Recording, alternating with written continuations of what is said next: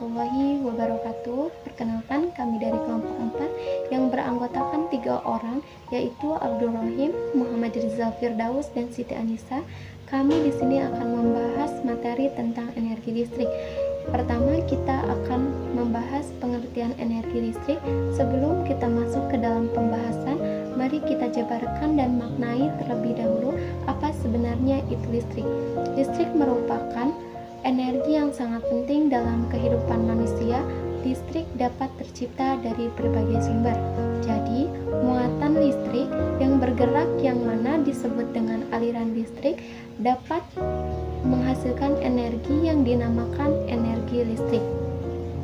Sekarang ini hampir semua kebutuhan manusia membutuhkan energi listrik untuk dioperasikan, misalnya handphone, komputer, laptop, kamera, sampai secara sederhana, energi listrik adalah energi yang mampu menggerakkan muatan listrik pada suatu benda potensial tertentu. Setelah kita memahami energi listrik, kita perlu memahami energi potensial listrik. Energi potensial listrik banyak diterapkan dalam mekanika. Hukum kekekalan energi menjadikan kita memecahkan persoalan-persoalan tanpa perlu mengetahui gaya secara terperinci. Konsep energi dapat diterapkan dalam listrik. Gaya listrik F yang ada pada sebuah muatan uji positif oleh suatu muatan negatif akan mengarah atau bergerak ke muatan negatif. Sumber energi listrik sangat banyak.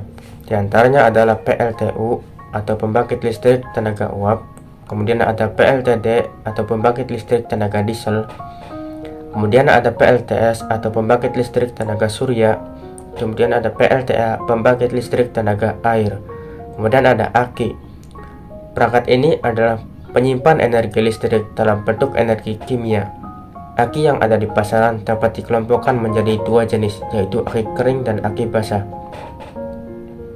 Aki merupakan peranti suplai listrik yang banyak digunakan di sepeda motor dan mobil.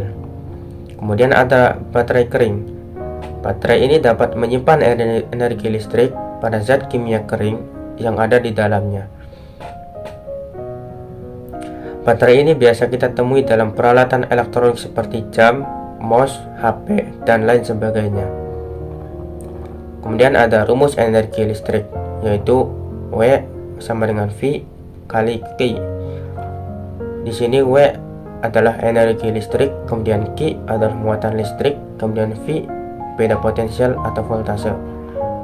Elemen di atas yang mempengaruhi besaran energi listrik.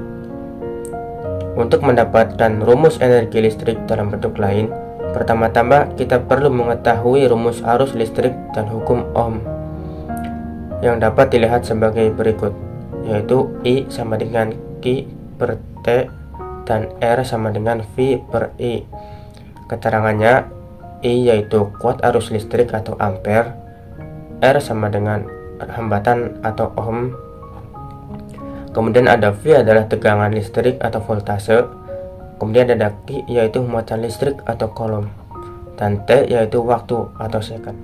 Rumus muatan listrik yaitu Q sama dengan I kali T, di mana Q adalah muatan listrik atau coulomb, kemudian I adalah arus listrik atau ampere, kemudian T adalah waktu atau second. Kemudian ada rumus energi listrik yaitu W sama dengan Q kali V, kemudian ada W sama dengan V kali I kali T, kemudian ada W sama dengan I kali R kali I kali T, kemudian ada W sama dengan V2 T per R.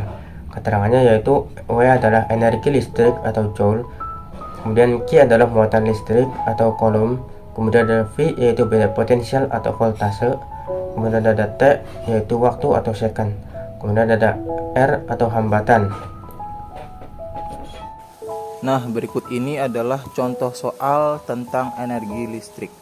Yang pertama, apabila ada sebuah setrika bertegangan 110 volt yang dialiri arus listrik sebesar 2 ampere, berapakah energi kalor yang dihasilkan sesudah setrika listrik dialiri arus selama 40 menit?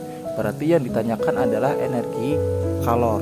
Yang pertama, sebelum menjawab soal, kita perlu memberikan penjelasan terlebih dahulu, ya, yaitu dengan diketahui mengetahui tegangannya berapa. Tegangannya adalah nilainya 110 volt.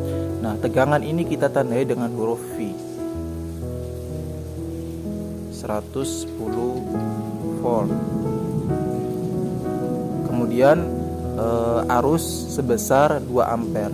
Nah, arus ini kita tandai dengan huruf I. Arusnya sebesar 2 ampere. Kemudian waktunya selama 40 menit. Berarti waktu itu ditandai dengan huruf T kecil. Waktunya sebesar 40 menit. Nah, untuk waktu kita konversikan menjadi satuan detik, berarti 40 menit kalau dibikin detik 2400 detik atau 2400 sekon. Nah, kemudian penyelesaian.